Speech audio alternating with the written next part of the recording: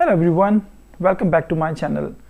आज का टॉपिक थोड़ा अलग है। I am not going to discuss any language concepts और vocabulary related knowledge with you, but I'm going to discuss the importance of English language at higher education, especially in India. So the news is that IITs are teaching English so that lectures are not lost in translation. What? बिल्कुल सही। आप सही सोच रहे होंगे कि IITs में English language का क्या काम है। ये तो टेक्निकल एजुकेशन के इंस्टीट्यूशंस हैं, पर ये सच है। यहाँ खबर आ रही है IIT जम्मू से, जहाँ जो फ्रेश बैच होता है उनके एग्ज़ाम्स हुए बच्चों के, और कुछ स्टूडेंट्स ने एग्ज़ाम्स में ठीक ठाक परफॉर्म नहीं किया। रीज़न ये उनकी फैकल्टीज़ ने ही बताया कि उन बच्चों का जो मोटिवेशनल लेवल था वो काफ़ी लो था because of English language, and faculties ने डिसाइड किया कि वो बच्चों को जिनका परफॉर्मेंस ठीक नहीं रहा ड्यू टू इंग्लिश लैंग्वेज, वो उनको मोटिवेशनल लेक्चर्स देंगे, कुछ पैप टॉक देंगे ताकि उनका मनोबल बढ़ सके। It's not about mathematics, chemistry and physics and other subjects, it is because of the English language.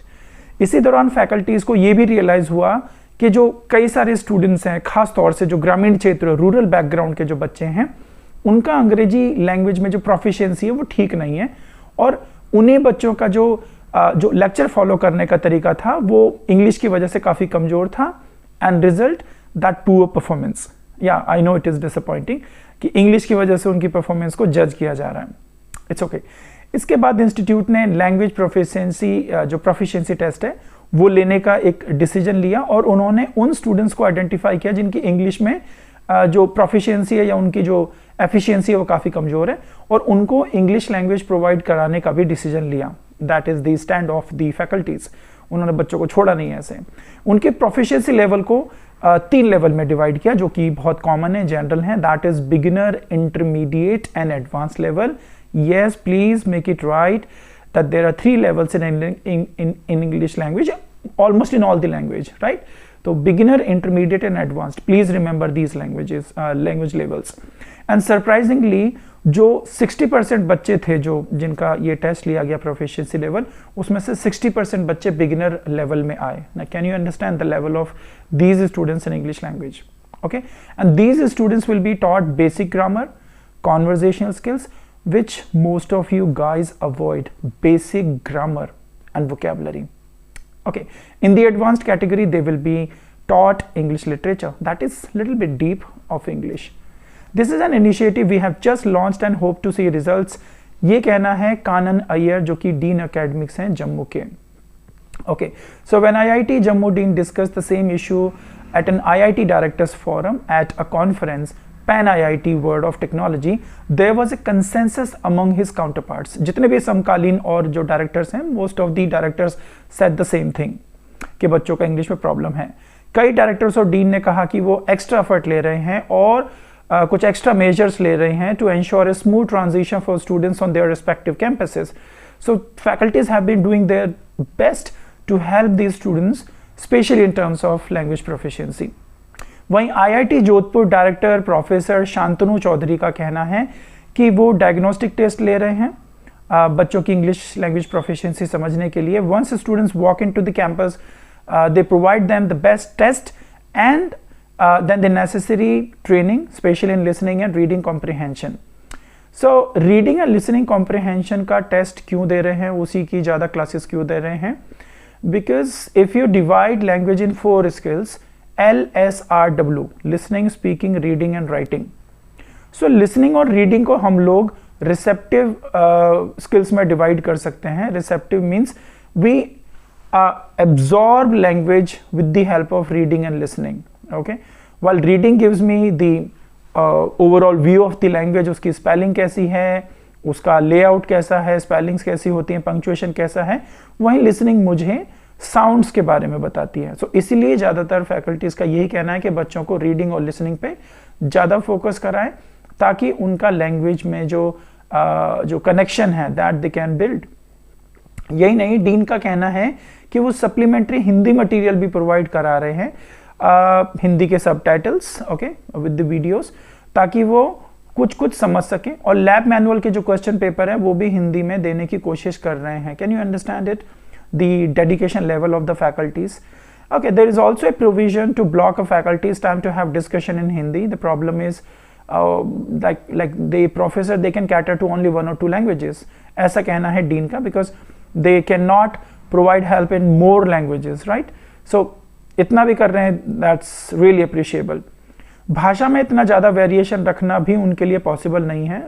जैसा कि भारत में भाषा, कौन सी भाषा कॉमन है? हिंदी भाषा कॉमन है। I think there are 67% people speak Hindi in India, okay, and more than that, like around that, हम लोग इंग्लिश की भी बात कर सकते हैं। अगर हिंदी के अलावा कोई और कॉमन भाषा भारत में है तो वो इंग्लिश है। So if you travel across India and you want to communicate with people, Hindi and English both are convenient languages.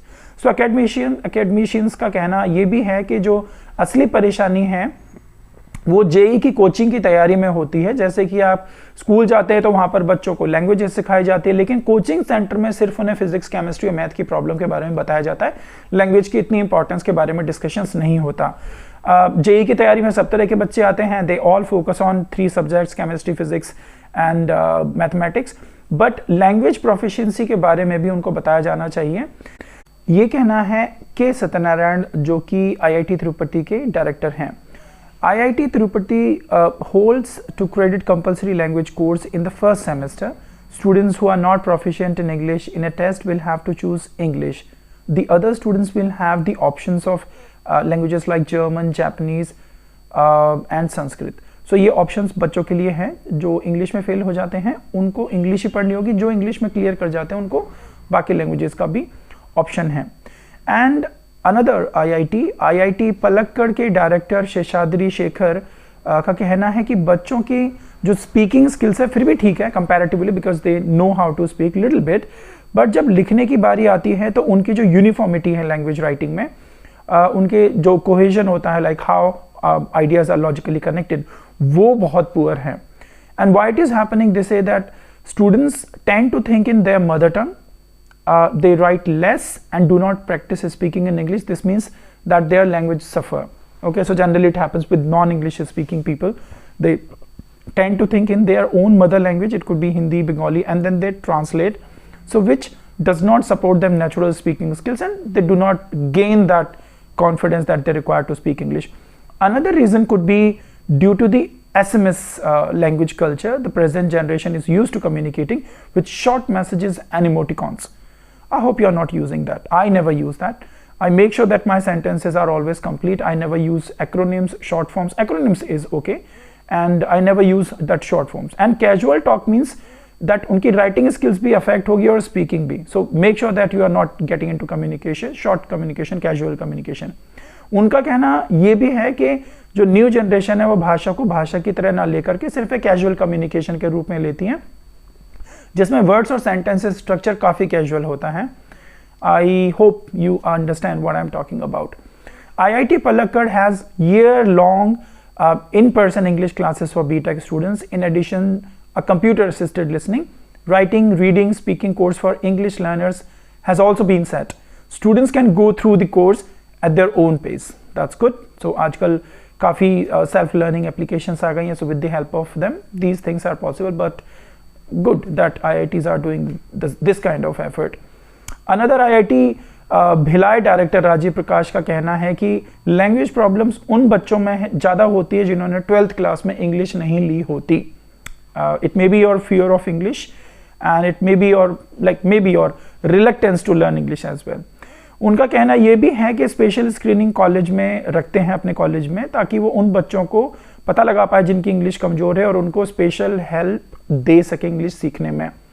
Now this is a classic example of how important English language is. Please do not take it for granted and work upon your English skills and be a good communicator. This is for you. Now the question arises, why English is important in higher education in India? क्या कोई ऐसा सोच रहा है? आपको लग रहा होगा हिंदी में क्यों नहीं पढ़ा सकते, संस्कृत में क्यों नहीं पढ़ा सकते एंड बाकी लैंग्वेज में क्यों नहीं पढ़ा सकते. So listen carefully. इंग्लिश को कहा जाता है लिंगुआ फ्रेंका और इसको हम बोलते हैं global language. And proficiency in English opens doors to higher education opportunities abroad, enabling students to pursue advanced degrees, scholarships and research programs in renowned universities. It also enhances their chances of securing admission to competitive Indian institutions that require English proficiency. Additionally, English is often the medium of instruction in many prestigious academic journals and publications. Proficiency in the language is crucial for students to engage with cutting-edge research and stay updated with global advancements in their fields of study. I repeat, proficiency in the language is crucial for students to engage with cutting-edge research and stay updated with global advancements in their fields of study. This linguistic competence broadens access to a wealth of academic resources and facilitates effective communication in international academic circles. So suppose आपने सारी अपनी higher education Tamil में किया, कन्नड़ में किया, it could be any other language, right? Indian language की बात करते हैं. There are 1600 languages plus dialects in India. 1600 plus. It could be more or less than, but according to Google, it says that there are 1600 languages and dialects in India. So suppose if you do any higher course in your own language, तो अगर आप बाहर कहीं पढ़ने जाते हैं या आप अपनी लैंग्वेज से अलग लोगों के साथ कम्युनिकेट करते हो, then there will be a problem to communicate your ideas at the same level, right? इसीलिए अगर आप बॉटनी में देखेंगे तो बॉटनी में बोटेनिकल नेम्स होते हैं, जूलॉजी में जूलॉजिकल नेम्स होते हैं. Why? Because at international level people can communicate without any hesitation, without any problem. तो अगर हम इंग्लिश में किसी हायर एजुकेशन में कोर्स करते हैं, then we will be able to communicate with other people. It could be from anywhere from the world.